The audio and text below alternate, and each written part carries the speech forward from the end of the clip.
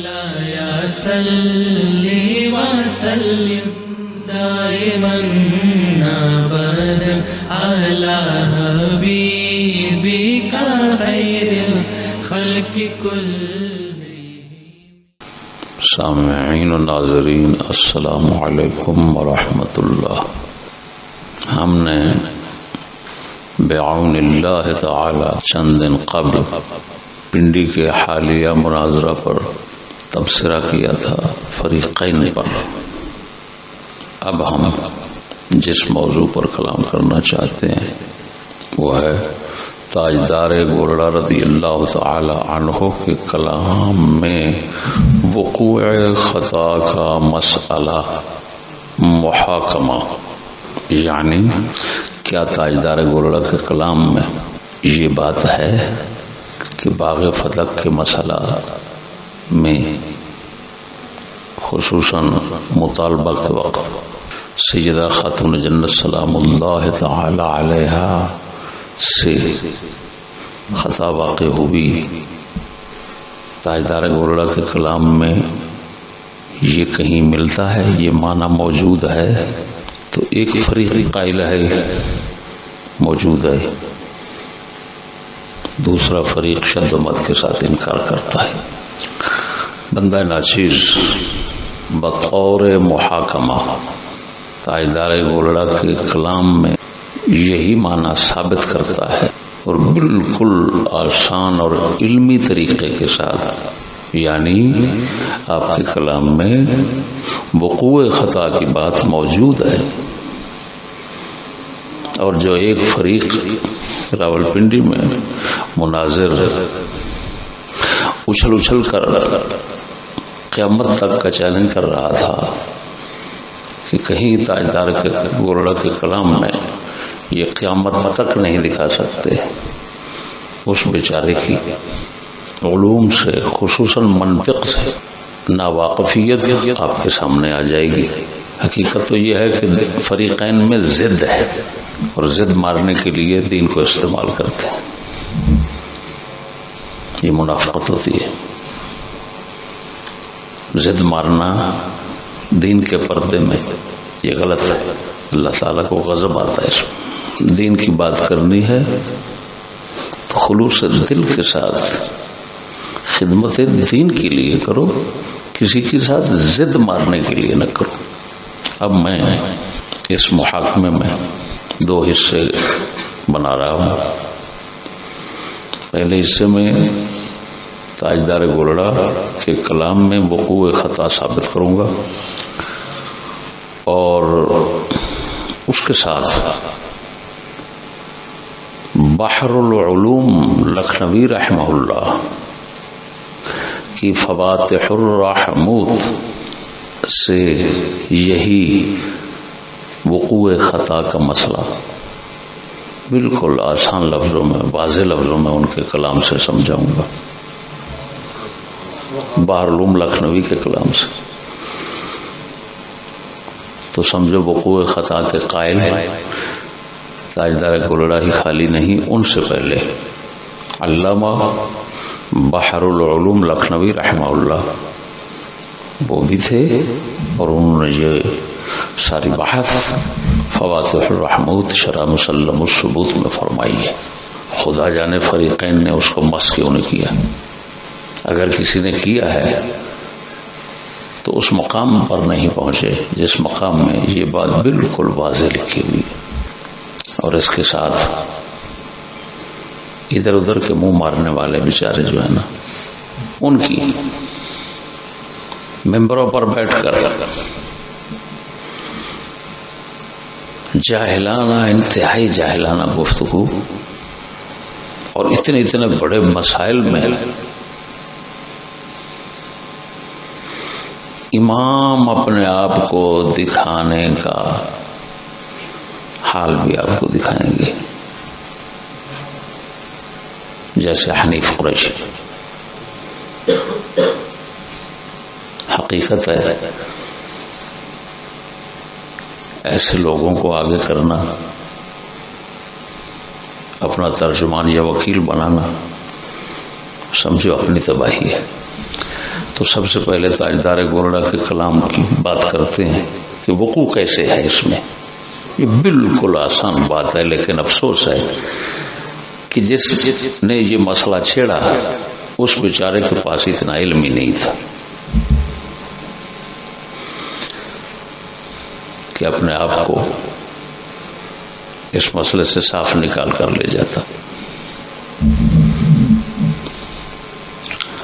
دو طرح سے بات ہے یہاں. ایک ہے امکان وقوعی کی بات،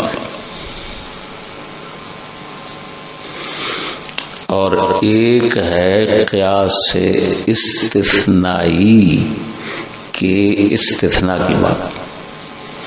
امکان وقوعی کی بحث یہاں پر چھیڑی جائے تب بھی وقوع ثابت ہوتا ہے، اور اگر قیاس سے استثنائی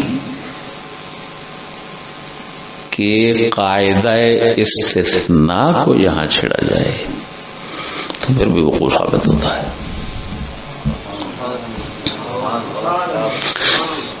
امکان جو ہے نا، مولویوں کو اس کا علم نہیں ہے. شاذ و نادر کوئی بندہ ہو جو اس کو جانتا ہو کہ امکان کی تقریباً 9 یا 10 قسمیں ہیں. انشاءاللہ العزیز ان کی وضاحت ہماری منطق کی کتاب میں جو دوسرا ایڈیشن، دوسری طبع آئے گی اس کے اندر ہوگا. میرے بھائیوں، امکان وقوعی سے کیسے ثابت ہوتا ہے؟ یہ بالکل حقیقت ہے کہ تاجدار گولڑا امکان وقوعی کی بات کر رہے، لیکن اگر امکان وقوعی کی نہ بھی ہو، امکان ذاتی کی ہو، تو پھر بھی وقوع ثابت ہو جاتا ہے. کیوں؟ امکان وقوعی اخص ہے، امکان ذاتی عام ہے، اور اخص میں عام ضرور ہوتا ہے. دوستو، میں کیونکہ جن کو سنانا چاہتا ہوں وہ سمجھ جائیں گے، اس وجہ سے وضاحت میں نہیں جانا چاہتا. ممکن یا تو موجود ہوگا یا معدوم ہوگا، یعنی ابھی تک وجود میں نہیں آیا ہوگا. دو ہی صورتیں. اگر ممکن وجود میں آ جائے تو اس کو واجب بالغیر کہتے ہیں، اور اگر ممکن معدوم ہو، وجود میں نہ آیا ہو، تو اس کو ممتنع بالغیر کہتے ہیں. چنانچہ امام سعد تفتزانی رحمہ اللہ تعالی وغفر اللہ شرح المقاصد میں واجب ممتنع کی بحث میں فرماتے ہیں لأن كل ممکن فهو اما موجود فيكون واجبا بالغیر او معدوم فيكون ممتنعا بالغیر. یہ ان کا کلام جو میں نے کہا اس کا شاہد آپ کو مل گیا. اب امکان جس طرح کا ہو، یعنی امکان ذاتی ہو یا وقوعی ہو، اگر یہ آپ ایسی چیز کے متعلق بول رہے ہیں جو زمانہ ماضی میں موجود ہو چکی یا زمانہ حال میں موجود ہے، آپ اس کو کہہ رہے ہیں وہ ممکن ہے، تو لازماً بات ہے کہ جب ممکن موجود ہو تو واجب بالغیر ہوتا ہے. تو آپ کا ممکن کا لفظ جب ایسی چیز کے متعلق ہو جو کہ واقع ہو چکی ہے،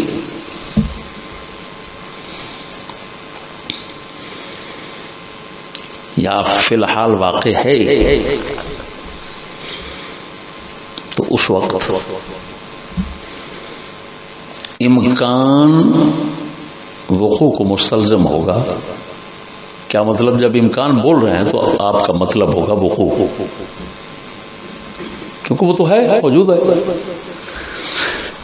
ہاں اگر امکان ہے وہ کوئی مستقبل کے متعلق ہو جو چیز موجود نہیں ہے، تو کیونکہ وہ تو امکان ابھی ممتنع بالغیر ہے، تو وقوع کو مستلزم نہیں ہوگا. یہ مسئلہ اس طرح سمجھانا چاہیے تھا. جو بات فریق اول نے، یعنی جس نے یہ مسئلہ اٹھایا ہے، میری مراد فریق اول سے وہ ہوگا، اور جو ان کے مخالف ہیں فریق ثانی سے وہی ہوگا. یہ شرح ملا جلال کے حاشیہ گلمبوی میں جز اول اور صفحہ نمبر 167 پہ لکھا ہوا ہے، فالامکان الوقوعی انما يستلزم وقوع الطرف الممکن بالفعل بالقیاس الى الزمان الماضی او الحال للاستقبال او على الغفول عن ان المراد. یہ سارا جو کچھ لکھا ہوا ہے اس کا یہی مطلب ہے جو آسان لفظوں میں نے تمہیں سمجھا دیا، کہ جو چیز واقع ہو چکی ہے، بات سمجھنا میری، جب آپ اس کے متعلق امکان وقوعی بولیں گے. اب پہلے تو ان لوگوں کو امکان وقوعی کا پتہ نہیں ہے. ایمان سے میں نے کئی حضرات سے پوچھا ہے، ان کو پتہ ہی نہیں تھا کہ امکان وقوعی کیا ہوتا ہے. وہ کہتے ہیں امکان وقوعی یہ ہے کہ چیز واقع ہو چکی ہو. ارے بھائی واقع ہو چکی ہے تو مستقبل میں تو ہو ہی نہیں ابھی، تو امکان وقوعی کا تعلق مستقبل کے ساتھ کیسے ہوگا؟ یہ حال ہے ان لوگوں کا. ارے بھائی تمام اصطلاحات فلاسفہ کی سمجھانے والے لوگ جو ہیں نا، اس کا معنی لکھ رہے ہیں امکان وقوعی کا، کہ جس کے وقوع کو فرض کیا جائے تو اس سے کوئی محال بذات لازم نہ آئے. اب چاہے وہ ماضی کا ہو، چاہے حال کا ہو، چاہے استقبال کا ہو، تینوں آ گئے. تو امکان وقوع کا تعلق تینوں کے ساتھ ہوتا ہے. یہ سمجھنا کہ امکان وقوع کا تعلق صرف ماضی اور حال کے ساتھ ہوتا ہے، کیونکہ جب کہہ رہے ہو امکان وقوع کی تعریف میں جب کہو گے جو پہلے واقع ہو، ارے بھائی واقع ہو تو وہ تو صرف ماضی یا حال میں ہوگا، مستقبل میں جو کچھ ہونا ہے وہ تو واقع نہیں ہوا، تو پھر امکان وقوعی اس کے لیے کیسے استعمال کرو گے؟ میری بات سمجھے کہ نہیں؟ بتاؤ کتنی بڑی جہالتیں. تو امکان وقوع کی سمجھ آ گئی. اب جو تاجدار گولڑا فرما رہے ہیں، آپ کی عبارت ساری سناتا ہوں. اس موضوع پر عبارت ہوں، اس موضوع پر اور دلیل جو فریق مخالف کی طرف سے دی جاتی ہے وہ یہ ہے کہ اللہ تعالی نے بموجب آیت تطہیر اہل بیت علیہم الرضوان کو پاک گردانا ہے، لہذا سیدۃ النساء رضی اللہ تعالی عنہا فدق کا دعویٰ کرتے ہوئے، فدق نہیں لفظ فدق ہے، حافظ رحمہ اللہ نے فتح الباری میں لکھا، فدق کا دعویٰ کرتے ہوئے کسی ناجائز امر کی مرتکب نہیں ہو سکتی. یہ تاجدار گولڑا نے رافضیوں کی بات کی ہے کہ رافضی یہاں پر یہ کہتے ہیں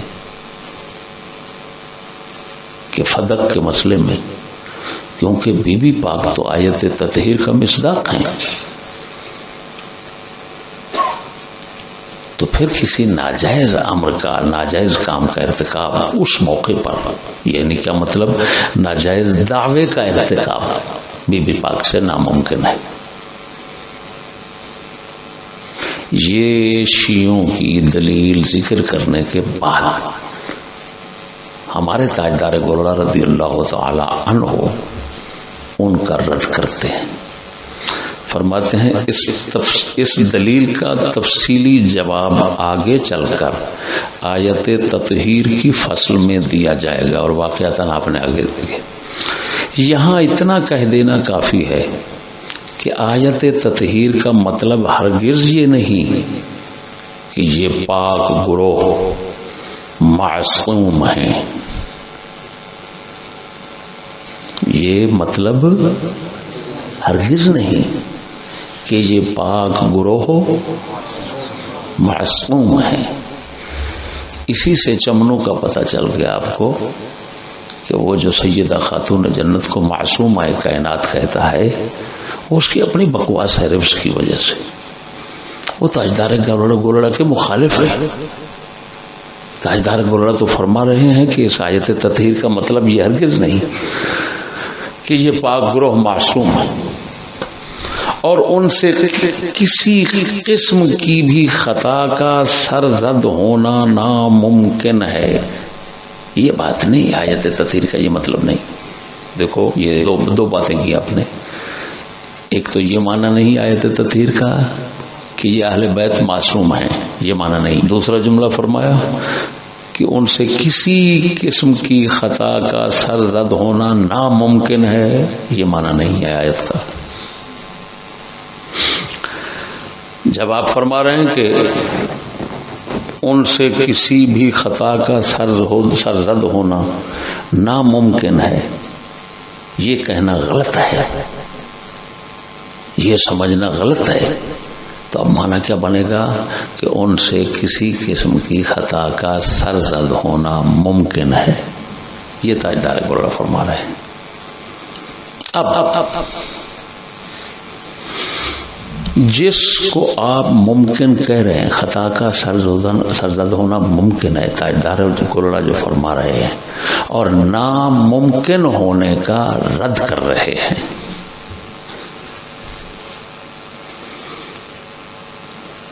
تو وہ دیکھتے ہیں کہ مستقبل کی بات ہے یا ماضی کی۔ یعنی کیا مطلب کہ بی بی پاک سے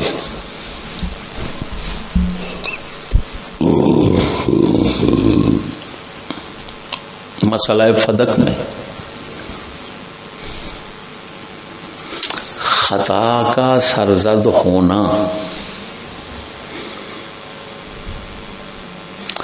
واقع ہو چکا، تاجدار گولڑا یہ کہنا چاہتے ہیں، تو صاف سی بات ہے شیعہ کہتے ہیں سرزد بالکل نہیں ہو سکتی۔ فدق کے مسئلے میں ان سے کسی قسم کی خطا اور ناجائز امر کا ارتکاب یعنی کہ دعوے کا، یہ بالکل ممکن نہیں اور نہیں ہو سکتا۔ شیعوں نے یہ کہا، تاجدار گولڑا اس کے مقابلے فرما رہے ہیں آیت تطہیر کا یہ مطلب بالکل نہیں ہے کہ وہ معصوم ہے اور ان سے ایسا ممکن ہی نہیں خطا۔ نہ بھائی، ممکن ہے۔ جب ممکن کہہ رہے ہیں تو وہ قائل ہیں بالکل واقع نہیں ہوا، کوئی خطا ان سے اس مسئلے میں ہوئی نہیں، تو خود سمجھدار ہو۔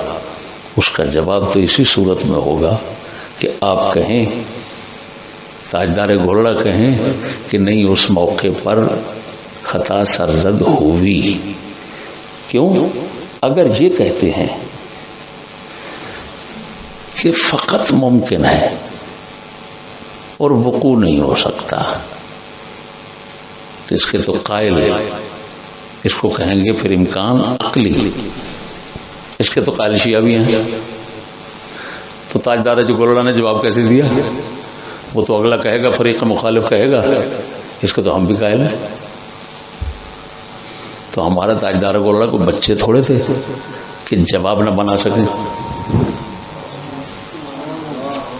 انہوں نے جواب بنایا. کس طرح بنایا؟ تو انہوں نے کہا کسی طرح کی خطا اور دعوی ناجائز امر کا غلط دعوی، یعنی اس کا بالکل صدور ان سے ممکن نہیں. وہ یہ کہیں اور تاجدار کلڑا کہیں فقط نہیں ممکن ہے بھائی، تو اس سے جواب نہیں ہوگا. جواب کس سے ہوگا کہ وہ کہتے ہیں کوئی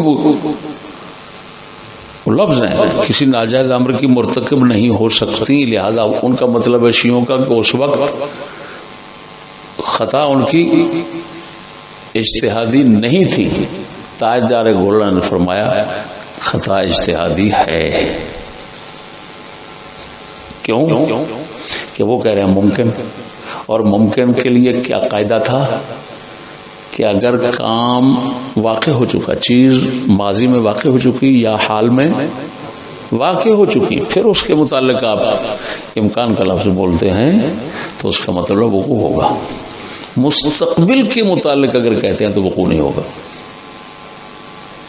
تو امکان وقوعی کے قاعدے سے تاجدار گولڑا کے کلام سے وقوع ثابت ہو گیا. لیکن اس سے میں زیادہ ظاہر، جس کو کسی فریق نے نہیں چھیڑا، جو اظہر ہے بالکل قاعدے کے لحاظ سے، منطق کے لحاظ سے، اور پوری دنیا میں اس پر اتفاق ہے، وہ کیا کہ قیاس سے استثنائی جو ہوتا ہے، کیا اس میں عین مقدم کا استثناء کرو تو عین تالی نتیجہ آتا ہے.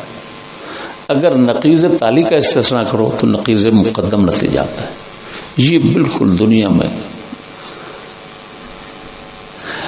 منطق کا ضابطہ اور قاعدہ کلیہ ہے، سب کو تسلیم ہے.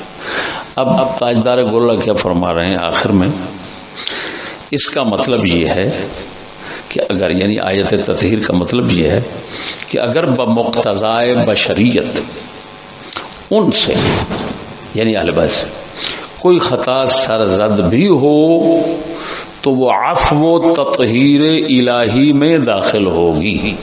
اب ظاہر بات ہے اگر بمقتضائے بشریت، اگر کلمہ شرط ہے اتصالی تو قضیہ شرطیہ متصلہ بن رہا ہے،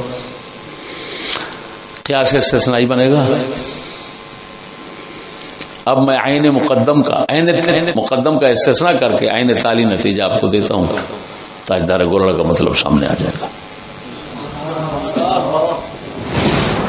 وہ ہے لیکن بمقتضائے بشریت ان سے خطا سرزد ہوئی تو وہ عفو و تطہیر الہی میں داخل ہے. اگر کوئی کہے کہ نقیض تالی کا استثناء کر کے نقیض مقدم نتیجہ نکالو، میں یہ نکالنا چاہتا ہوں، اگر کوئی بندہ کہے تو اس بے وقوف سے کہیں گے بے وقوف یہ نتیجہ تو نکال لے گا، لیکن تاجدار گولڑا کا کلام محمل ہو جائے گا شیعہ کا جواب دینے میں. اگر تاجدار گولڑا کو نعوذ باللہ من ذالک شکست خوردہ دکھانا چاہتے ہو تو نکالو، جو مقالہ ملتے ہو ملو، جو بربادی لاتے ہو لاؤ. پھر خالی وہ نہیں، تم بھی گئے، سب گئے، پھر تو بنے گا عفو تطہیر الہی میں داخل نہیں. لیکن وہ عفو تطہیر الہی میں داخل نہیں تو وہ مقتضائے بشریت ان سے کوئی خطا سرزد نہیں ہوئی. تو تاجدار گولڑا تو یہ فرمانا چاہتے ہیں کہ وہ عفو تطہیر الہی کے تحت داخل ہیں، تمہارے نتیجے نے نکال دیا ان کو، تو اب کیا کرنا پڑے گا؟ وہی طریقہ جو ہم نے اختیار کیا، کیا کہ عین مقدم کا استثناء کرو، عین تالی نتیجہ آئے گا. تو وہ کیا ہوگا کہ لیکن بمقتضائے بشریت ان سے خطا سرزد ہوئی تو یہ وقوع ہے. تاجدار گولڑا یہی فرمانا چاہتے ہیں، اس سے شیعہ کا رد ہو گیا۔ یہاں میرے سے ایک غلطی ہوئی پچھلے بیان میں، اس کا ازالہ کرنا چاہتا ہوں کہ عفو و تطہیر، ہم نے کہا عفو کا لفظ جو ہے نا وہ خطائے معصیت، گناہ کا تقاضا کرتا ہے۔ بعد میں نے تأمل کیا تو بحمداللہ تعالی یہ سمجھ آیا کہ نہیں، عفو اور مغفرت دونوں تقدم ذنب، تقدم خطا کو مقتضی نہیں ہے۔ یہ ضروری نہیں ہے کہ جہاں عفو ہو، مغفرت ہو، اس سے پہلے گناہ ہو، یہ کوئی نہیں ضروری۔ کیوں؟ قرآن مجید میں رسول اکرم صلی اللہ علیہ وسلم کے متعلق ہے، عفا اللہ عنک لما اذنت لہم، اللہ نے آپ کو معاف فرما دیا، اے محبوب آپ نے ان کو اجازت کیوں دی؟ تو پہلے فرمایا عفا اللہ عنک، اللہ تعالی نے آپ کو معاف فرما دیا، حالانکہ آپ سے کوئی گناہ سرزد نہیں ہوا تھا، صرف خلاف اولا تھا۔ تو اس کا مطلب ہے خلاف اولا خطائے اجتہادی میں بھی یہ بولا جا سکتا ہے، بلکہ وہ اصحاب بدر جو ہے ان کے متعلق آتا ہے۔ اللہ نے فرمایا اعملوا ما شئتم انی قد غفرت لکم، کرو جو تم نے کرنا ہے، ہم نے آپ کو بخش دیا۔ اب بدر والوں سے کوئی گناہ سرزد نہ ہو، پیشگی فرما رہا ہے ہم نے تمہیں بخش دیا۔ اب میرے بھائیوں، اسی سے رد ہو گیا وہ راشد کا جو یہاں کہہ رہا تھا خطائے معصیہ ثابت ہو رہی ہے فلان فلان۔ یہ تھا تاجدار گولڑا کے کلام میں وقوع کو ثابت کرنے کا مسئلہ، وہ بالکل دو طریقوں سے ثابت ہو گیا۔ ہمارے کلام کو توڑنے کے لیے کسی کو پہلے یہ علوم عقلیہ سمجھنے چاہیے، اور پھر مذہب اہل سنت کو بھی سمجھنا چاہیے، پھر تاجدار گولڑا کے کلام میں تأمل کرنا چاہیے کہ وہ کن کو جواب دینا چاہتے ہیں اور کس انداز میں دینا چاہتے ہیں، کس طرح ان کا جواب صحیح بنتا ہے۔ یہ میرے بھائیوں، اس کے بعد یہ آگے فواتح الرحمود،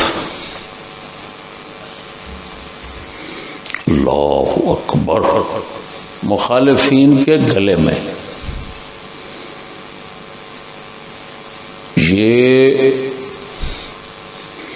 سخت ترین مضبوط کانٹا، جو ان کے کلام کا کانٹا بھی آپ کو دکھاؤں گا، وہ کسی طرح بھی نیچے اترنے کا نہیں ہے۔ یہ معصومیت کا نظریہ رکھنے والے جو ہے نا مترفضہ، ان کا اس کو ہضم کر جانا ممکن نہیں۔ کلام دیکھیں کس درجے کا ہے، اللہ، اگرچہ کچھ حصہ اس کا میں چمنوں کے رد میں پیش کر چکا ہوں، اور وہ بیچارہ عاجز ہو کر اس نے اس کو ہاتھ لگانا بھی گوارا ہے۔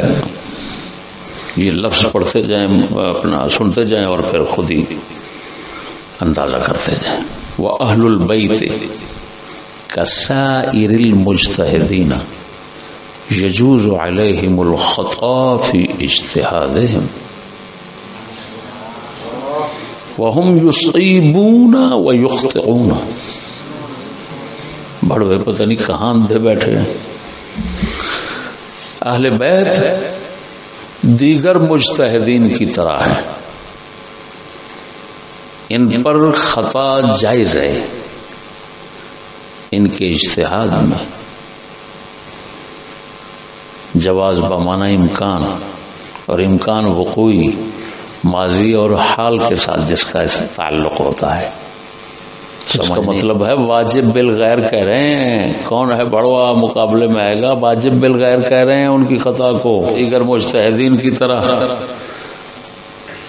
اگر کوئی یہاں پر ڈنڈی مارتا اور جواز کے اندر کلام شروع کر دیتا کہ جواز ہے نا اور جواز بمانا امکان ہے نا تو وقوع کی بات نہ ہوئی. انہوں نے ناک کاٹنے کے لیے آگے دو لفظ اور بول دیے وَهُمْ يُصِيبُونَ وَيُخْطِئُونَ. وہ ثواب کو بھی پہنچتے ہیں اور خطا بھی کرتے ہیں اہل بیت. اب بڑوے سے پوچھ یہ مضارع ہے اور مضارع کا حال کا معنی رکھنا یہ حقیقت ہے. اسی وجہ سے اِیَّاکَ نَعْبُدُ کا معنی یہ نہیں ہے کہ ہم تیری عبادت کریں گے، ہم تیری عبادت کرتے ہیں. وَهُمْ يُصِيبُونَ اہل بیت دیگر مجتہدین کی طرح کبھی ثواب کو پہنچتے ہیں کبھی خطا کر جاتے ہیں مسائل میں. وَكَذَا يَجُوزُ عَلَيْهِمُ الزَّلَّةُ. یہ جو معصومیت کے دعوے دار ہیں نا، ان معصومیوں کا حشر دیکھیں کیا کیا انہوں نے. وَكَذَا يَجُوزُ عَلَيْهِمُ الزَّلَّةُ اہل بیت پر لغزش، وہ بھی اسی طرح جس طرح خطا جائز ہے اسی طرح لغزش بھی.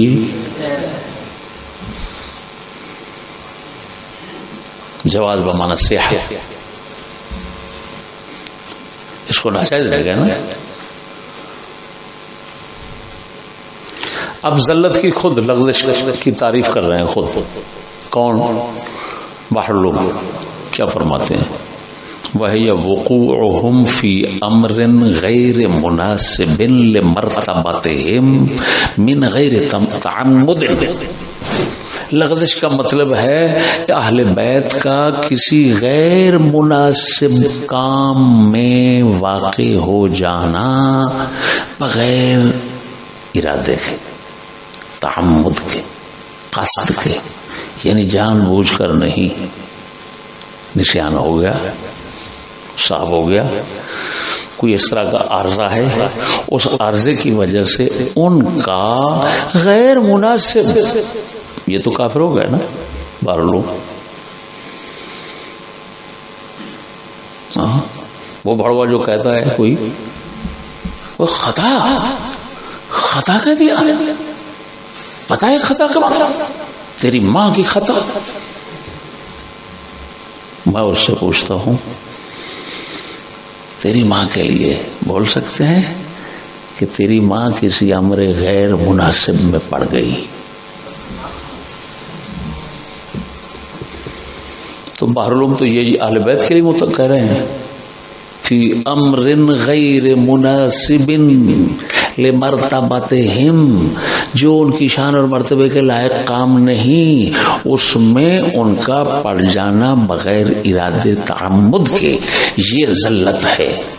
تو فرمایا جس طرح خطا ان سے ہوتی ہے اسی طرح ان سے ذلت بھی ہوتی ہے، کسی غیر ان کی شان کے خلاف جو کام ہے اس میں بھی پڑ جاتے ہیں کبھی. اب آگے مثال دی، کیا بات ہے. محروم رحمہ اللہ نے مثال دی اہل بیت میں سے ایک عظیم اہل بیت، اور وہ ان کی ذلت اور خطا اجتہادی. کما وقع من سیدۃ النساء رضی اللہ تعالی عنہا من ہجرانها خلیفۃ رسول اللہ صلی اللہ علیہ وعلى آلہ وصحبہ وسلم حين منعها فدق من جهة المیراث ولا ذنب فيه. اجتہادی واقع ہونے کی مثال دے رہے ہیں یا ذلت کی مثال دے رہے ہیں؟ لگتا ہے ایسے ذلت کی ہے کیونکہ وقوع کی بات کر رہے ہیں، یا وہ تعریف کی ذلت کی وقوع کے ساتھ، اور پھر کما واقع فرمایا جیسا کہ بی بی پاک سے یہ کام واقع ہوا کہ انہوں نے سیدنا صدیق اکبر رضی اللہ تعالی عنہ خلیفہ رسول اللہ صلی اللہ علیہ وسلم سے بولنا چھوڑ دیا، ہجران. تو یہ جو کچھ واقع ہوا ان سے، یہ ذلت ہے یا خطا اجتہادی ہے؟ تو جس طرح یہ واقع ہوا یہ خطا ہے، یہ ذلت ہے، کما واقع جیسے واقع ہو.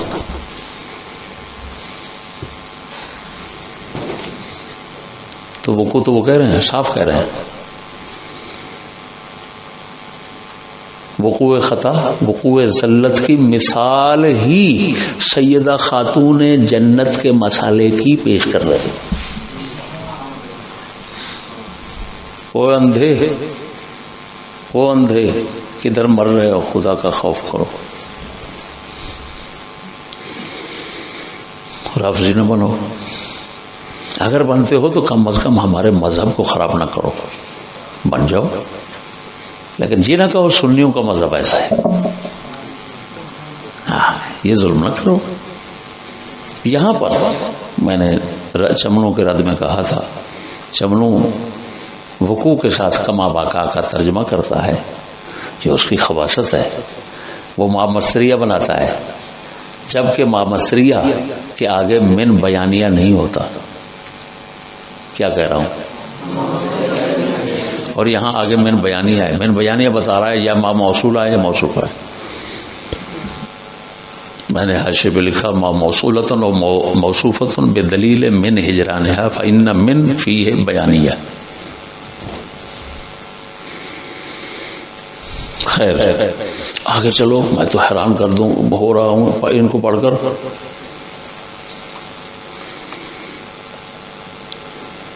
ثم اہل البیت الذین اختلف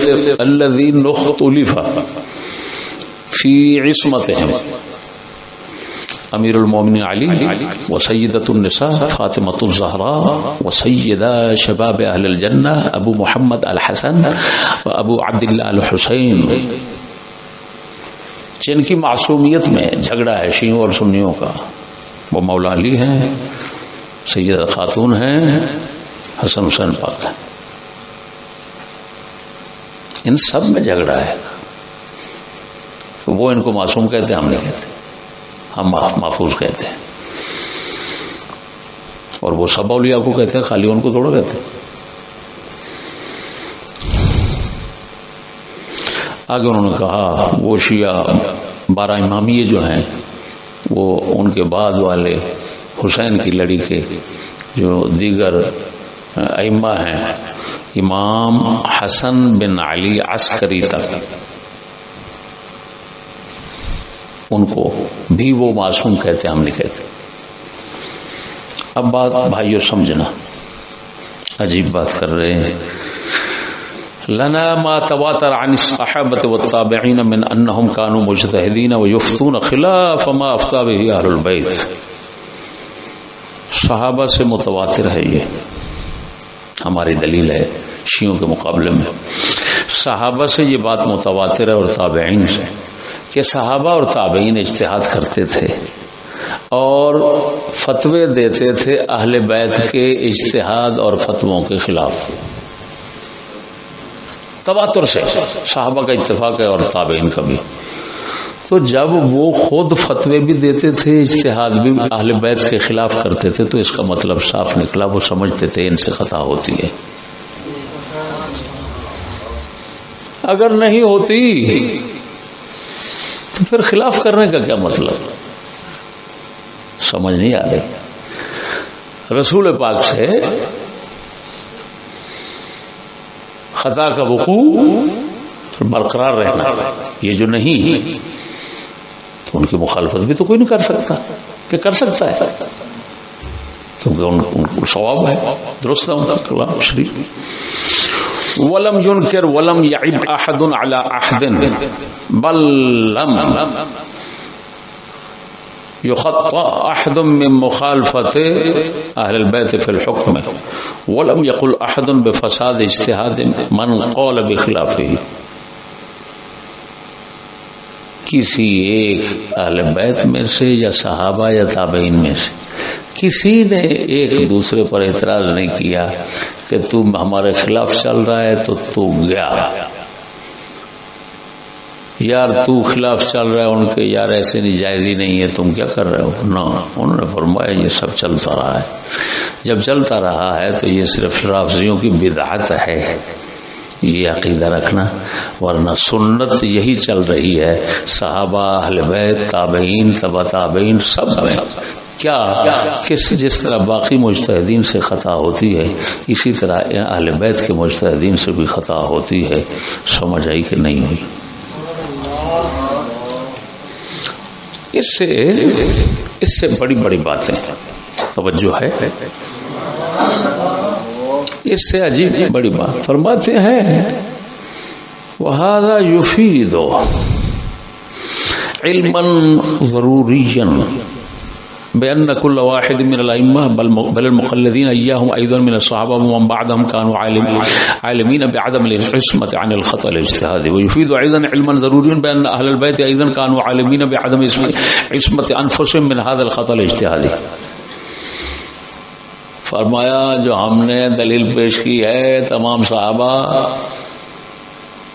اور تمام اہل بیت اور تابعین کی کہ ایک دوسرے کے خلاف باتوں میں چلتے تھے مسائل میں، فرمایا یہ تو بدیہی علم، ضروری بدیہی علم اس سے حاصل ہو رہا ہے، کیا کہ وہ صحابہ اور اہل بیت اور یہ حضرات یہ آپس میں اختلاف کرتے تھے اور خطا پر دوسرے کا ہونا، اپنا ہونا جائز سمجھتے تھے، صحیح سمجھتے تھے، بلکہ فرمایا اس سے یہ بھی ثابت ہوتا ہے کہ خود اہل بیت بھی یقین رکھتے تھے کہ ہم انسان دوسرے مجتہدین کی طرح خطا کرتے ہیں، کبھی درست نتیجے تک پہنچتے ہیں، کبھی نادرست نتیجے تک پہنچتے ہیں، یہ خود اہل بیت بھی یقین رکھتے تھے اپنے متعلق۔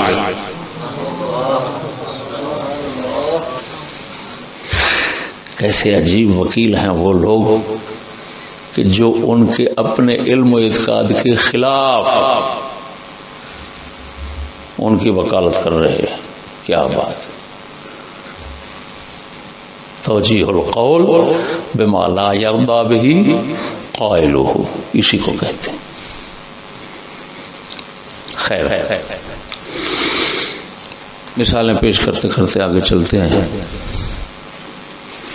جواب دے رہے ہیں، جواب آیت تطہیر پر جواب دے رہے ہیں، بولو۔ شیعہ حضرات کہتے ہیں کہ انما یرید اللہ کا ارادہ ازلی ہے، اس کا خلاف ہونا ممکن ہی نہیں، تو جب اللہ ان کو رجس سے پاک کرنے کا ارادہ رکھتا ہے تو وہ تو ہو گیا، جب ہو گیا تو اس کے خلاف نہیں ہو سکتا، لہذا معصوم اور پاکا یقینی حتمی ہر طرح کی خطا سے پاک ہونا ان کا ثابت ہو گیا۔ بحرالعلوم لکھنوی ان کو جواب دینا چاہتے ہیں، کیا جواب دے رہے ہیں، کیسا، کیا بات ہے؟ فرماتے ہیں اتنا تمہیں تمیز نہیں، یہاں ارادے سے مراد ارادہ تکوینی نہیں، ارادہ تشریعی ہے، جس کا مطلب ہے اللہ پسند فرماتا ہے، کیا اللہ پسند فرماتا ہے، تو خدا کا ارادہ جو ازلی تکوینی ہوتا ہے اس کے خلاف نہیں ہو سکتا، جو اس کا ارادہ بمانا پسند ہے اس کے خلاف تو روزانہ ہو رہا ہے،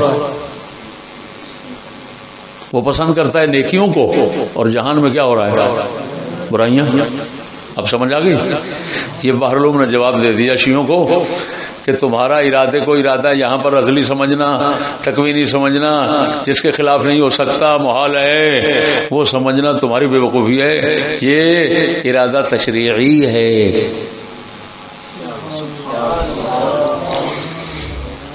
اگلی بات بھائی، وقلنا ثالثا، ایک ہی سوال کا تیسرا جواب دینا چاہتے ہیں،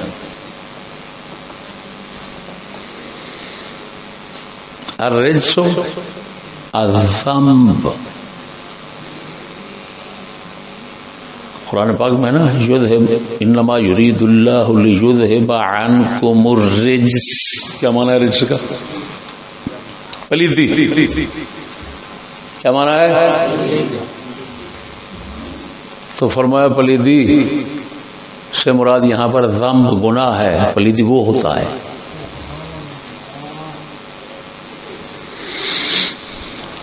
فالمعنی بہرحال معنی کر رہے ہیں آیت کریمہ کا. رجس کو ذنب کے معنی میں لینے کے بعد کیا کر رہے ہیں؟ فالمعنی یرید اللہ لیذہب عنکم الذنب ویطہرکم تطہیرا کاملا من الذنوب. یہ معنی ہے گناہوں سے پاک کرنا. فغایت ما لازم العصمت عن الذنوب لا العصمت عن الخطأ فی الاجتہاد. فرمایا جب رجس بمانا گناہ ہے تو پھر مانا ہوگا اللہ پاک چاہتا ہے اے اہل بیت تمہیں گناہوں سے پاک کرنا. اس سے یہ لازم نہیں آئے گا کہ ہر خطا اجتہادی جو ہے اس سے بھی پاک ہو جائیں. یہ نہیں، اس کا مطلب ہے گناہوں سے پاک ہونا. تو فرما رہے ہیں والمجتہد المخطی یؤجر ویثاب فکیف یکون خطأ رجسا. دلیل تھی کہ رجس سے مراد ذنب ہے، خطا اجتہادی نہیں ہے. کیوں؟ کہ خطا اجتہادی پر تو اجر و ثواب ہوتا ہے، تو اس کو رجس کیسے کہا جائے گا؟ رجس پر عذاب ہوتا ہے. بل الحق کو یہ بات ذہن میں رکھنا ذرا.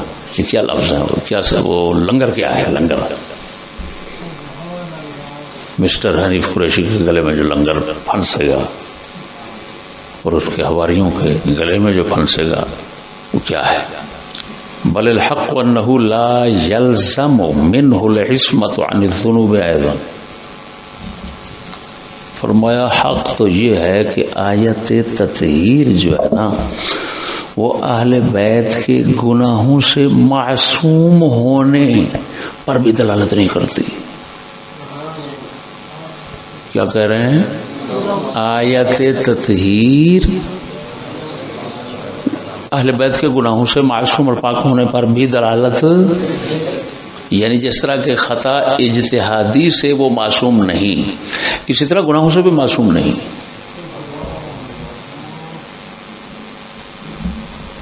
دیکھیں دلیل کیا ہے.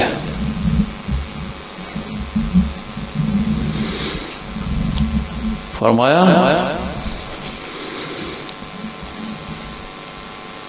فإن إذهاب الشيء يقتضي وجوده أولا فلا يلزم العصمة. فرمایا اللہ فرما رہا ہے اللہ چاہتا ہے تم لوگوں سے رجس یعنی گناہ کو لے جائے. کیا کرے؟ تو فرمایا لے جانا چاہتا ہے کہ پہلے ہوں. جب آپ کہتے ہیں میں آیا اور فلاں جگہ سے فلاں بندے کو لے گیا تو بندہ وہاں موجود تھا تو آپ لے گئے نا. تو فرمائے خدا تو فرما رہا ہے لے جانے کا ارادہ ہے، تو اذہاب جو ہے وہ تقاضا کرتا ہے ہونے کا بلند، لہذا اس سے عصمت گناہ سے بھی ثابت نہیں ہوتی، اور یہی مذہب اہل سنت.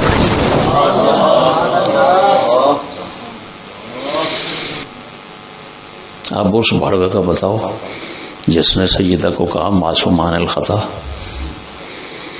کمینے پھر سنی کہتا ہے اپنے آپ کو، شرم تو کرو. اتنا دیدہ دلیری.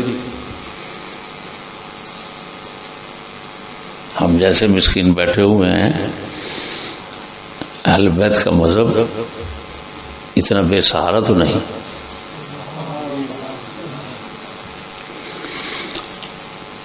یہ میرے دوستو ان کا کلام تھا، بحر العلوم رضی اللہ تعالیٰ عنہ کا. اس سے بھی وقوع خطا اجتہادی کا صاف لفظوں میں ثابت کر دیا.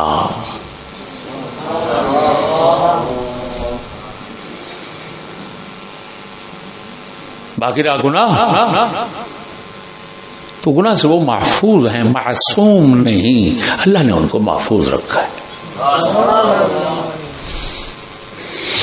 عصمت عن الذنب آیت تطہیر کا معنی ہرگز نہیں، یہ بحر العلوم کی تحقیق کا نتیجہ ہے جو انہوں نے تحقیق کی. پہلا حصہ پورا ہو گیا، دوسرے حصے کی طرف چلتے ہیں کہ فریقین کے پاس کیا کیا غلطیاں ہیں. کیا بات، فریق اول اس کے پاس پہلی غلطی میں نے پہلے بھی تنبیہ کی ہے، یہ کہنا کہ جب وہ طلب کر رہے مطالبہ کر رہی تھی خطا پر تھی، اس وقت کہنا ان کو خطا یہ ناانصافی ہے. کیوں کہ ابھی دلیل ثانی جو ہے ان کے پاس پہنچی ہی نہیں، وہ تو صدیق اکبر نے پہنچانی تھی. اسی وجہ سے قربان جائیں بحر العلوم نے فرمایا من ہجران ہجران. فتح الباری میں بڑے بڑے ہمارے مشائخ نے یہی لکھا ہے، بی بی پاک کا کلام کرنا چھوڑ دینا. باقی رہا کسی نے یہ کہا کہ ترمذی میں ہے کہ چھوڑ دینے سے مراد ہے میراث میں کلام کو چھوڑ دینا. کیا میں بالکل مطمئن ہو گئی ہوں، ٹھیک ہے بالکل کوئی مطالبہ کا حق نہیں بنتا، لہذا میں اس میراث میں کلام نہیں کروں گی. ترمذی کا حوالہ دیا، ابن شبہ کا حوالہ دیا. یہ ٹھیک ہے اگرچہ کلام میں احتمال اس کا لگتا ہے، لیکن یہ احتمال ضعیف ہے. اور جو یہ راوی ہیں جن کی بات ہو رہی ہے وہ راوی اس درجے کے نہیں کہ ان کی کلام کو قبول کیا جائے،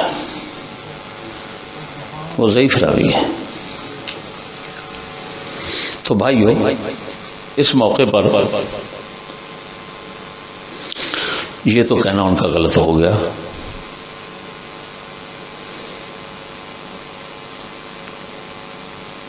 کس کا؟ جس نے ترمذی اور عمر بن شبہ کا حوالہ دیا، ان کی بات گئی. وہ احتمال ہے لیکن احتمال ضعیف، اور راوی اس درجے کا نہیں، مخالف اس کی بات نہیں مانے گا. فریق اول نے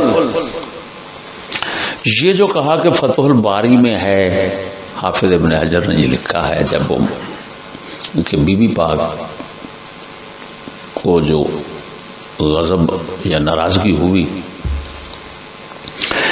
وہ اس وجہ سے کہ بی بی پاک کو پہلے سے علم تھا حدیث مبارک کا، جس کو حضرت صدیق اکبر نے پیش کیا تھا. بی بی پاک کو اس کا پہلے علم تھا. حافظ ابن حجر اسقلانی کا حوالہ دے کر یہ بات کہنا یہ غلط ہے. خود حافظ ابن حجر سے اس مقام پر یہ خطا واقع ہو گئی. اس کی وجہ کہ حافظ ابن حجر یہ فرما رہے ہیں اپنے قیاس سے، کوئی روایت اور نقل نہیں پیش کر رہے. وہ اپنے قیاس سے یہ بات کر رہے ہیں کہ بی بی پاک نے اس حدیث کو مخصوص سمجھا اور صدیق اکبر نے عام رکھا حدیث کو. آیت یوصیکم اللہ کی جگہ یہاں بات نہیں ہو رہی.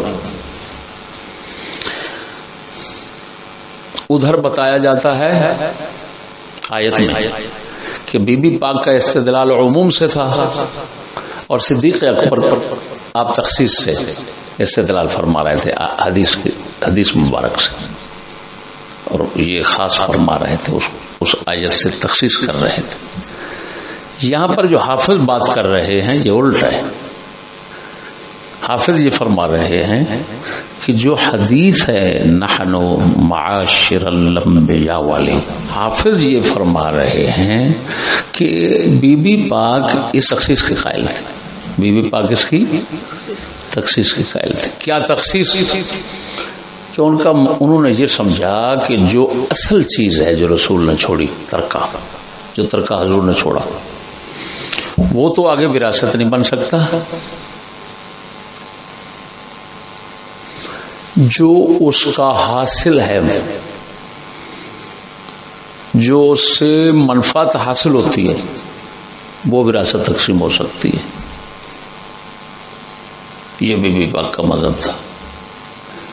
خدا رحم فرمائے حافظ ابن حجر عسقلانی پر، کاش کہ یہ قیاسی بات نہ کرتے، سراسر یہ غلط ہے۔ کیوں کہ یہ شیعہ سنی کا اتفاق ہے کہ بی بی پاک کا مطالبہ منافع کا نہیں تھا، جو حاصل ہے، حاصل ہے، پیداوار جس کو بولتے ہو، وہ پیداوار جو ہے اس پر جھگڑا ہی نہیں تھا۔ پیداوار جو تھی اس کا متولی تو صدیق اکبر پاک نے مولا علی اور حضرت عباس کو بنا دیا تھا، متولی تو وہ تھے۔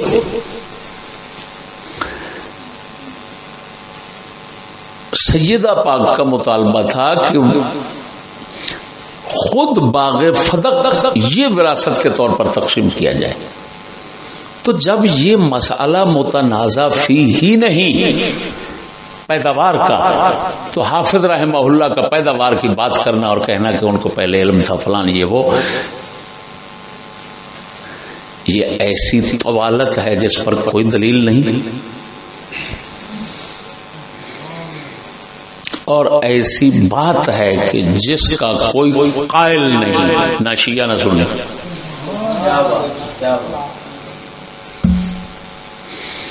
لہذا فریق اول کا اس کو دلیل بنانا غلط ہو گیا۔ حق یہ ہے کہ بی بی پاک نے جس وقت مطالبہ فرمایا ان کو علم شریف حدیث کا نہیں تھا، یہ صدیق اکبر کے پاس تھی اور ان کی اخبار احاد میں سے یہ شمار ہوتی ہے۔ اب میرے دوستو، ایک غلطی تو ان کی یہ سامنے آ گئی، اس موقع پر یہ نہیں کہنا چاہیے، مطالبے کے وقت ہی خطا پر تھی، یہ نہیں کہنا چاہیے، ہجران کے وقت یہ خطا ہے، دلیل ثانی سننے کے بعد پھر جو چلی گئی یہ ہے۔ اب جو فریق ثانی ہے اس کی ایک غلطی اس حوالے سے بات سمجھنا، انہوں نے کہا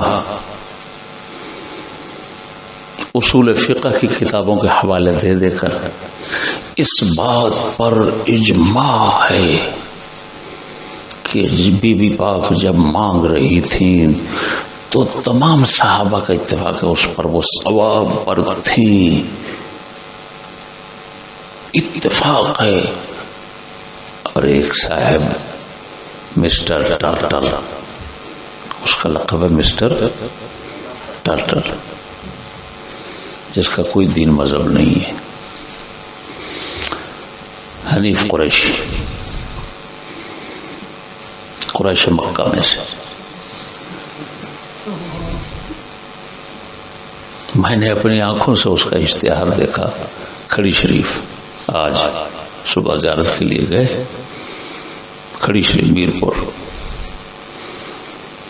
میاں صاحب کے دربار پر اشتہار لگا ہوا تھا، جشن مولود کعبہ، سارے شیعہ تھے اور حضرت کا خطاب تھا۔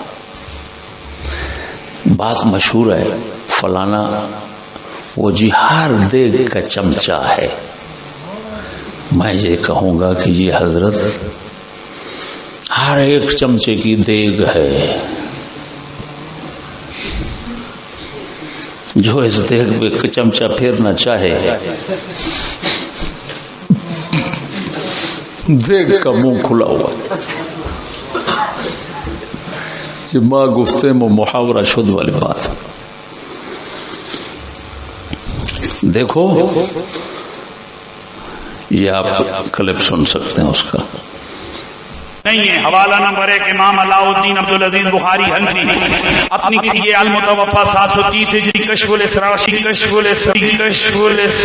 شرح رسول البزدوی، اس کے اندر حوالہ دے رہا ہے کشف الاسرار، اللہ اکبر، کسی اسرار کا بچہ بیٹھا ممبر پر، تو کیا بڑھ کے مارتا ہے؟ تمہیں شرم نہیں آتی؟ تیرا پہلے بھی میں نے جنازہ نکالا تیری کتاب سے، پتہ نہیں کتنی غلطیاں نکالی کہ تمہیں اردو بھی سمجھ نہیں آتی، اور آج یہ صورت حال ہے کہ کشف الاسرار کو کشف الاسرار پڑھ رہا ہے۔ امام بابرتی حنفی، امام بابرتی حنفی، امام بابرتی حنفی، اور بابرتی تمہیں پتہ نہیں ہے یہ بابرتی ہے۔ جس شخص کو کتاب کا نام صحیح نہ آئے اس کا حوالہ سمجھ سکتا ہے، اس کی عبارت سمجھ سکتا ہے؟ کیسے ممکن ہے؟ لعنت ہے ان لوگوں پر جو سامنے بیٹھ کر سن رہے ہوتے۔ نحن معاشر الانبیاء، نحن معاشر الانبیاء، نحن معاشر الانبیاء۔ ہاں یہ بھی پڑھتا ہے نحن معاشر الانبیاء، کیا بات۔ الردود والنقود، وہ گڑا پووی الردود والنقود ہے، یہ دونوں جمع ہیں، پر اس نے نہ کوئی جمع پڑھ کر قاعدے پڑھے، کوئی چیز کیا پڑھا ہے اس نے؟ ایک ہوتا ہے مدرسے کی دال کھاتا رہا ہے بس۔ میں تو یہ کہوں گا کہ یہ مدرسہ ہی دال ہے۔ جس نے اتنا بڑا فاضل تیار کیا اور اس کا حال یہ ہے کہ کشف الاسرار پڑھ رہا ہے۔ اب سنو، اللہ اکبر، عبارت کیا پڑھ رہا ہے، استدلال کیا ہو رہا ہے؟ عبارت پڑھ رہا ہے یہ کشف الاسرار یہ ہے۔ ودلالة صحة هذا المذهب اجماع السلف على الاحتجاج بالعموم، اس کے تحت یعنی یہ عبارت ہے اصول پزدوی کی، پزدوی جس کو عربی میں بزدوی پڑھتے ہیں، اے بالعام الذي خص منه، فإن فاطمة احتجت على أبي بكر رضي الله تعالى عنهما في ميراثها من أبيها بعموم قوله تعالى يوصيكم الله في أولادكم الآية، ولم ينكر أحد من الصحابة احتجاجها به مع ظهوره وشهرته، بل عدل أبو بكر رضي الله عنه في حرمانها إلى الاحتجاج بقوله عليه السلام نحن معاشر الأنبياء إلى آخر۔ اگلا لفظ پڑھتا ہے پھر وكان ذلك مشهورا فيما بين الصحابة ولم يوجد له نكير۔ بات سمجھنا، یہاں دو مسئلے ہیں، کیا کہہ رہا ہوں؟ دو مسئلے ہیں۔ اس کو پڑھانے والے اس چیز کو نہیں جان سکتے، وہ بیچارہ کیا جانے گا؟ ہمیں معلوم ہے بریلویوں کے پاس علم کتنا ہے۔ ایک مسئلہ ہے بی بی پاک کے موقف کا، ان کا موقف آیت سے دلیل، اس کے بعد صدیق اکبر پاک کی بات سننے کے بعد، حدیث سننے کے بعد ہجران کر کے چلے جانا، اس مسئلے پر قائم رہنا جس طرح کے مشہور ہے، اس کی شہرت پر میں کلام کر رہا ہوں، ورنہ رجوع کا بھی آتا ہے۔ اب مسئلہ ہے کہ بی بی پاک کے موقف کا، کیا آیت عام ہے؟ آیت کا مخصص آ جائے تو کیا پھر تخصیص کیوں ترجیح ہوگی اور تخصیص مانی جائے گی کہ نہیں؟ عام مشہور یہ ہے کہ بی بی پاک کا مسئلہ یہ تھا کہ تخصیص کے بعد بھی کچھ ناراض ہو گئی، مخصص آنے کے بعد بھی۔ اہل سنت سارے اس بات پر متفق کہ نہیں، مخصص کو ماننا پڑے گا، عموم کو چھوڑنا پڑے گا، یہ ایک موقف ہے بی بی پاک کا، وہ اہل سنت کا یہ۔ دوسرا ہے بی بی پاک کا استدلال عموم سے، بات سمجھنا، آیت کے عموم سے استدلال. اب جو اصول فقہ والے بات کر رہے ہیں وہ بات کر رہے ہیں اس مسئلے کی کہ کیا عام نص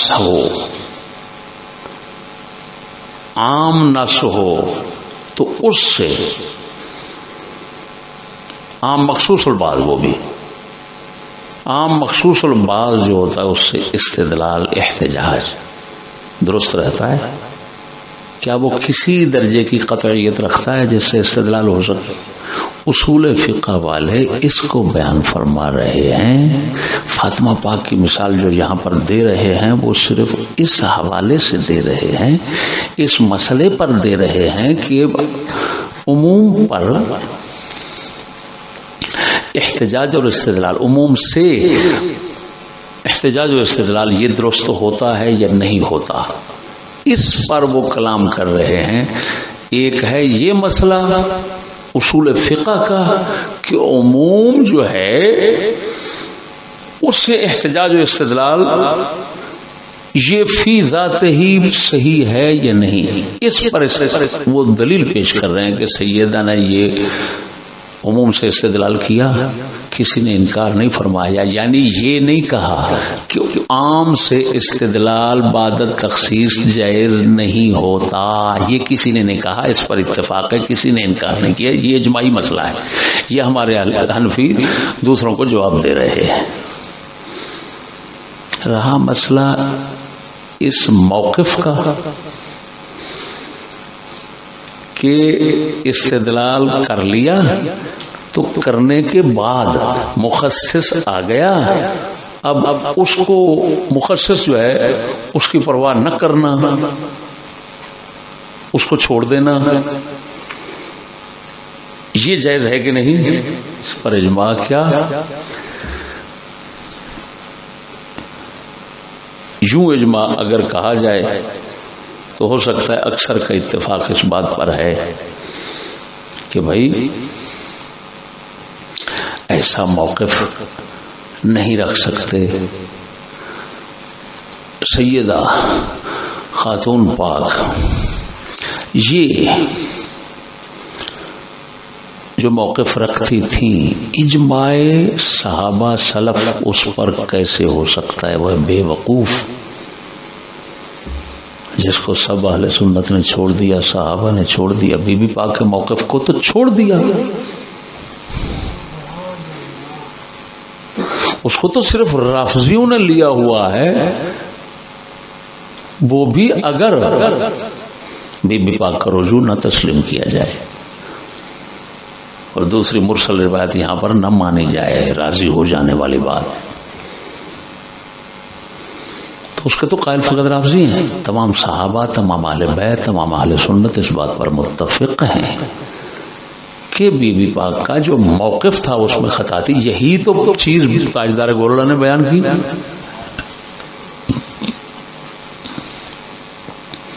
اور یہی چیز بحر العلوم نے بیان کی.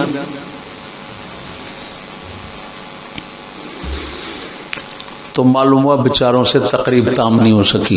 جو دعویٰ تھا وہ دلیل سے ثابت نہیں ہو سکا، اور جو دلیل سے ثابت ہو رہا ہے وہ دعویٰ کسی کا نہیں.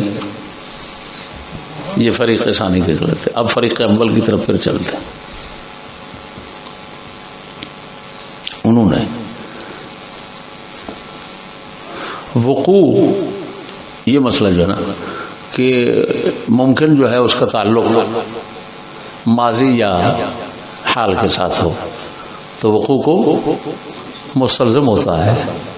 اس پر اعلی حضرت کی 15 جلد رسالہ سبحان السبوح جلد 15 صفحہ نمبر 345 سے دلیل ہفتوں امکان ہے کہ اس کی فعلیت بلکہ دوام بلکہ ضرورت کو مستلزم اس کو پیش کیا.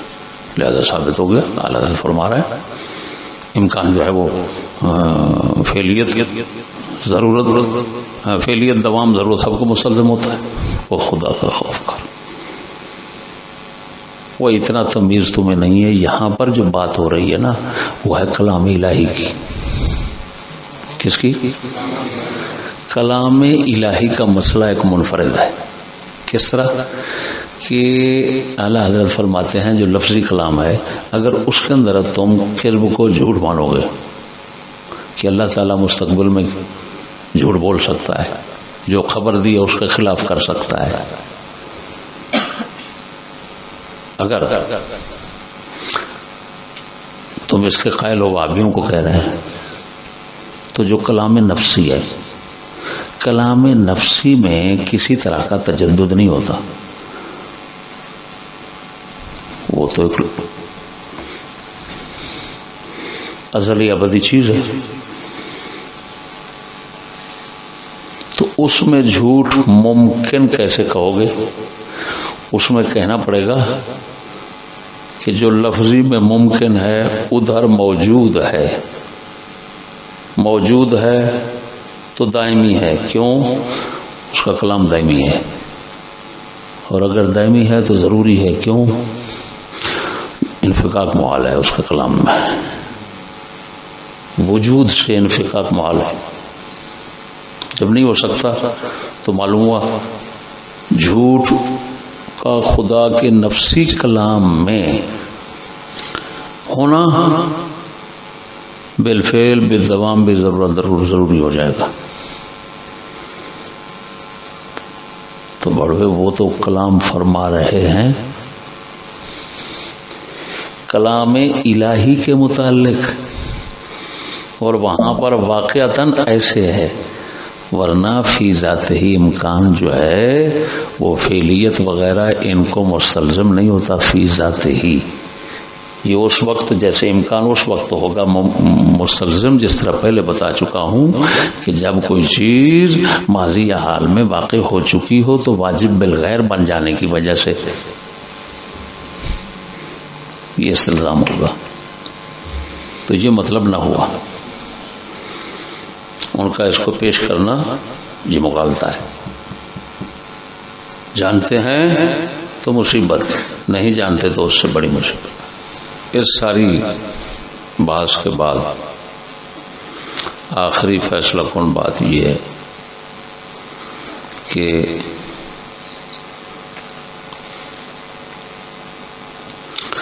انبیاء علیہ السلام کے علاوہ ہر قسم کی خطا سے کسی کو معصوم تو معصوم محفوظ سمجھنا بھی اہل سنت کے خلاف ہے۔ اہل سنت چاہے صحابہ ہوں چاہے اہل بیت ہوں، جس طرح کہ میں بہرالعلوم لکھنوی کی طویل عبارت سنا کر سمجھا چکا ہوں اور تاجدار گولڑا کے کلام سے سمجھا چکا ہوں، ہم اہل سنت خطا اجتہادی اور ذلت کے ان سب حضرات سے وقوع کے قائل ہیں، لہذا بے خطا بے گناہ یہ نعرہ لگانا اور خطا سے مراد خطا اجتہادی لینا یہ سراسر رافضیت ہے۔ یہ کوئی بھی لگا رہا ہے نا اپنے آپ کو بچانے کے لیے، تو سمجھو کہ خود کو بچانے کے لیے وہ اہل سنت کے مذہب کو دفنا رہا ہے، اہل مذہب کے مذہب کو قتل کر رہا ہے، اہل سنت کے مذہب کو قتل کر رہا ہے۔ اگر تیرے سے نہیں کھڑا ہوا جائے تو نہ اس میں آنا، نہ اس میں آتا تو کیوں آیا؟ ہمارا مذہب ہے ہر صحابی، اہل بیت کا ہر فرد، ہر مجتہد خطا اجتہادی اس سے واقع ہوتی ہے۔ امام اعظم کا قول پہلے سنا چکا ہوں انبیاء علیہ السلام کے متعلق، قد کانت منہم زلات و خطایا، وہ تو انبیاء کے متعلق عقیدہ ہے۔ یہ ان لوگوں کا کام ہے جو میدان میں کھڑے ہونے کی صلاحیت نہیں رکھتے تھے اپنے کم علم کی وجہ سے، تو اب بھاگ بھاگ کر یہ نعرے لگا رہے ہیں۔ باغیرہ میں نے جو کہا تھا پہلے کہ ہمارا مذہب ہے خطا اجتہادی، اور اب میں نے کہا کہ یہ کہنا کہ جس وقت مانگ رہی تھی خطا پر تھی، میں نے کہا یہ ناانصافی ہے۔ میں دونوں باتوں کا اب بھی قائل ہوں، خطا اجتہادی واقع ہے جو بی بی پاک نے مخصص سننے کے بعد، حدیث صدیق اکبر پاک سے سننے کے بعد ہجران جو کیا، ناراض ہوئی، چاہے وہ کس مد میں ہوئی، کس وجہ سے ہوئی، یہ خطا اجتہادی ہمارے علماء نے لکھی ہے جو ان سے واقع ہو، جیسا کہ ابھی تاجدار گولڑا سے بھی سنا چکا ہوں اور بہرلوم سے بھی، یہ ہمارا بات۔ اور یہ ناراض، میں دونوں باتوں پر قائم ہے۔ اس وقت جب مانگ رہی تھی خطا یہ صحیح نہیں، یہ ناانصافی، سامنے کوئی دلیل ثانی مخالف پہنچتی تھی تو پھر حکم لگایا جا سکتا تھا، اب حکم لگانے کا کیا مانا؟ لیکن اگر کسی نے اس وقت لگا بھی دیا تو سمجھو ماجول کے اعتبار سے مجازن وہ بھی ٹھیک ہے۔ اس پر لاٹھیاں لے کر لڑائی شروع کر دینا یہ کم بختوں کا کام۔ آخر میں یہ گزارش کروں کہ میرا مقصد کسی فریق کا دفاع نہیں ہے، جو بات میرے مذہب کے خلاف ہے، ہمارے اہل سنت کے مذہب کے خلاف ہے، اس کو رد کر کے میرا مقصد اپنے مذہب کا دفاع ہے۔ لہذا کسی نیچری کو خوش نہیں ہونا چاہیے کہ چشتی ہماری موافقت کرتا ہے۔ ایسے فروعی مسائل کی وجہ سے میں موافقت کروں نیچریوں کے ساتھ، یہ تو ممکن ہی نہیں۔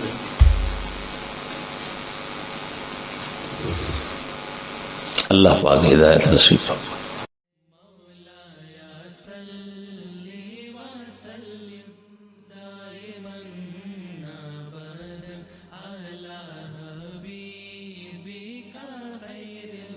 خلق کل